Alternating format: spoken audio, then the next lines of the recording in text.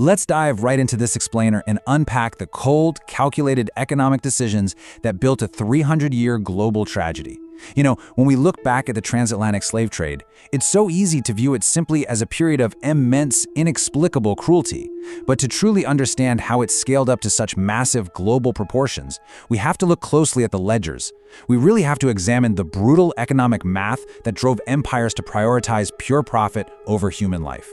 To map out this history logically, we're going to follow the money across 5 crucial chapters today. First, before the Atlantic. Second, the sugar blueprint. Third, the American labor crisis. Fourth, the triangular trade.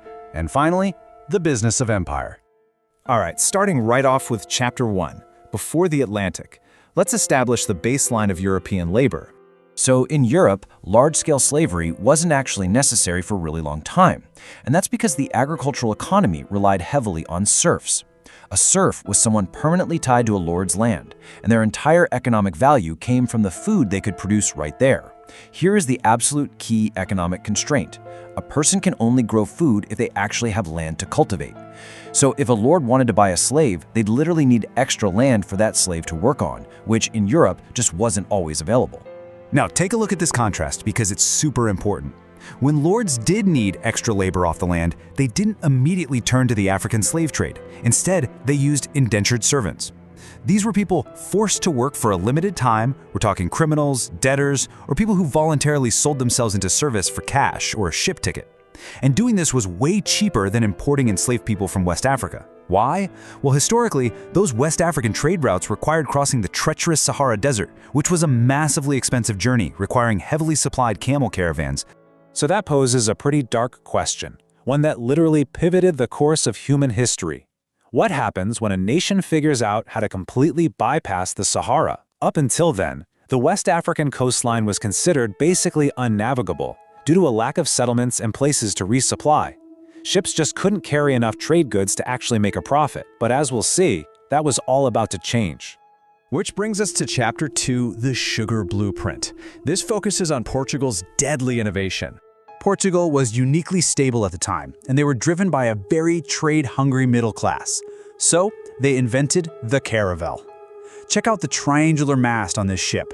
That specific design allowed it to sail incredibly fast. In fact, it was so fast that the Portuguese could finally bypass those deadly, slow Sahara Desert routes, sail directly down to West Africa, trade, and actually return home with a profit. This single technological leap is what opened the door.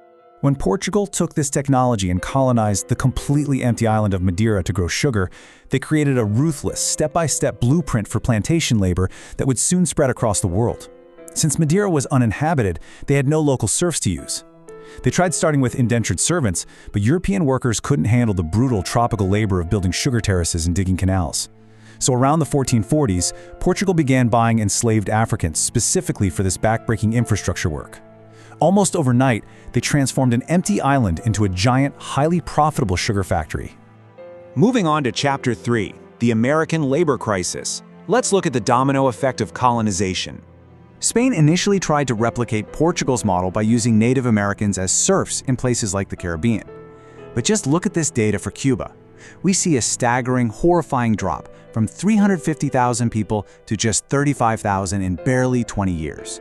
It's the complete erasure of a population due to a lack of immunity to European diseases. And with their forced workforce dying off, the Spanish economy in the Americas was facing total ruin. Desperate to save their economy, Spain tried replacing the deceased Native Americans with European indentured servants, but it failed spectacularly. There just weren't enough willing volunteers, and even criminal kidnapping rings back in Europe couldn't meet the massive demand. Plus, European workers still couldn't endure the tropical climate. But here's the real kicker. The temporary nature of indentured contracts led to extreme abuse. Because a plantation owner only owned a servant's labor for a few years, they had absolutely zero financial incentive to treat them well.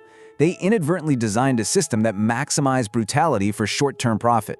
As they transitioned to buying enslaved Africans, who were generally immune to the diseases and more accustomed to the climate, the economic logic became downright horrifying.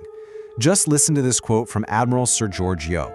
It proves exactly how calculating this whole system was. It was literally deemed cheaper to buy a brand new enslaved person than to allow an enslaved woman to pause her field labor to raise a child.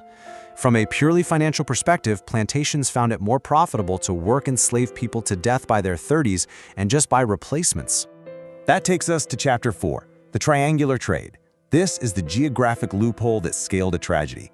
At this point, we really have to ask ourselves, why was sugar the specific catalyst here? Why did sugar, of all things, drive empires to endless war and mass enslavement?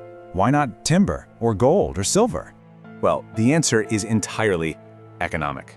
Think about how cheap, sugary calories function today. As the European middle class developed better tools in farming, they got slightly richer.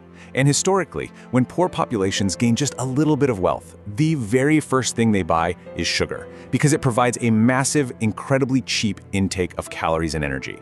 This dynamic created a literally infinite demand for sugar across Europe, which in turn meant an endless demand for cheap plantation labor in the Americas. And this exploding demand locked perfectly into a new geographic discovery. Navigators found Atlantic wind currents that blew directly from the Congo straight to the Americas. This completely bypassed Europe, establishing the highly efficient, absolutely brutal four-step economic cycle we now know as the triangular trade. Ships would manufacture goods in Europe, trade those goods in Africa for enslaved people, transport those people on direct winds to the Americas to trade human lives for sugar, and finally, sell that sugar back in Europe to start the whole cycle over again. Let's move to our final chapter, Chapter 5, the business of empire, looking at monopolies and corporations. To control and tax this booming global trade, empires relied heavily on monopolies. A monopoly is simply a government-issued license granting exclusive rights to trade in a specific industry. Governments did this for one main reason: to guarantee tax revenue. If only one company holds the license, the government knows exactly who to tax. The right to trade human beings quickly became a highly coveted geopolitical weapon, used by empires to secure alliances or totally crush their rivals. This timeline perfectly maps out how rapidly dominance shifted. Back in 1580, Spain controlled almost everything, but soon it devolved into a chaotic, violent free-for-all among European megacorporations. The Dutch created the West India Company in 1621, funding it through a brand new middle-class shareholder system. The English followed suit with the Royal African Company, literally granting it a 1,000-year monopoly to keep profits entirely within the nobility. But ultimately, the wars for control became so wildly expensive that by the 1700s, almost all these massive companies went spectacularly bankrupt. But before their inevitable collapse, rival empires exploited every conceivable loophole for a profit. The Dutch, for example, had an early capitalist philosophy that actually opposed slavery initially, mostly because slaves couldn't be paying customers. But they eventually caved to plantation owners, bypassing trade restrictions simply by violently conquering the Spanish port of Elmina. The English strategy, though, is perhaps the most staggering. They actually ran out of manufactured goods like steel and cloth to use as currency in West Africa. To fix this, the English government mandated a domestic industrial revolution. They legally forced merchants to build factories purely to manufacture enough goods to trade for human beings. We conclude this explainer with a vital question. As we've seen today, every single step of the transatlantic slave trade was driven by chilling, calculated ledgers, from the cost of an indentured servant's temporary contract to the caloric demands of the European middle class. It really challenges us to reflect what happens to a society when pure economic profit is systematically valued above humanity. And how does the legacy of that calculated, industrialized system still echo in the global inequalities we see today? Take some time to think about that and keep exploring.